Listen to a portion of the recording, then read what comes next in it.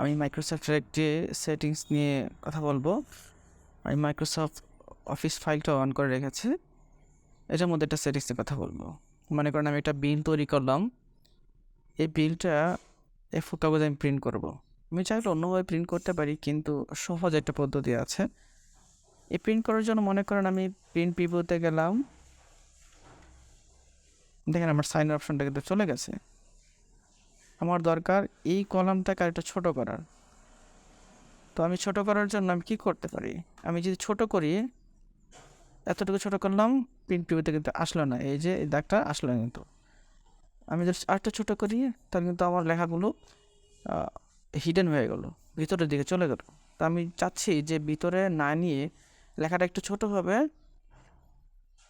আমার কাজটা যেন খুব সুন্দরভাবে হয়ে যায়। তো আপনি যদি একটা করে ধরে ধরে কমাতে চান, তাহলে অনেক সময়ের ব্যাপার। তা আমি চাচ্ছি যে আমি এই সময়টা ব্যয় করব না, এই সময়টা ব্যয় না করেই আমি এই কাজটা করতে যাচ্ছি। আমার ডেটা অনেক বড় থাকবে, একটা করে ধরে কমাবো, এটা একটা বিরক্তিকর কাজ। আমি চাচ্ছি এটাকে আমি খুব স্মুথলি এক ক্লিকে করে ফেলবো।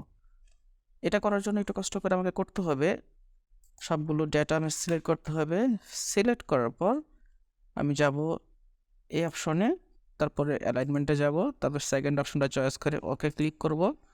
ক্লিক করার পর এই দেখেন এই দুইটা লেখা কিন্তু অটোমেটিক আপনার ছোট হয়ে গেছে। আমি যদি আরেকটু ছোট করতে চাই, আরেকটু ছোট হয়ে যাবে। এই দেখেন আমার সাইজ অনুযায়ী ছোট হয়ে যাবে অটোমেটিক। এই যে ছোট হয়ে গেছে, আমার A4 পেজও চলে আসছে লেখাটা। আমি চাইলে এই অপশনগুলো আমি একটু ছোট করতে পারি।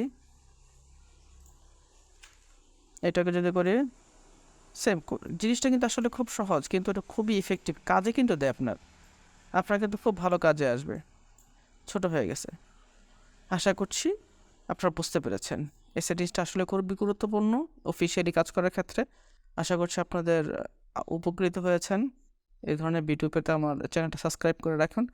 আমি এই ধরনের ভিডিও নিয়ে প্রতিদিন কথা বলে থাকি। ভালো থাকবেন, ধন্যবাদ, আসসালামু আলাইকুম।